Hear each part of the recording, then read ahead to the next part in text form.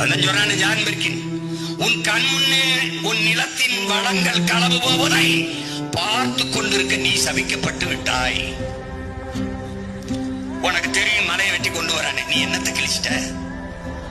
ஆத்து மணலை அள்ளிக்கிட்டு போனா. உனக்கு நீ படிச்சிருக்கியா?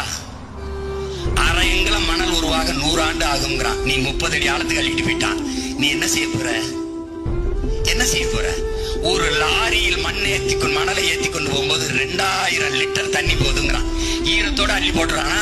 2000 லிட்டர் தண்ணியோட அந்த லாரி மண்ணை கொண்டு போகுது. அந்த மண்ணு போகும்போது என் உடன் பிறந்தவர்களே, சொட்டு சொட்டுன்னு தண்ணியை சிந்திக்கிட்டே போகும் லாரி. நீ வேணா பாரு, அந்த லாரி தண்ணியை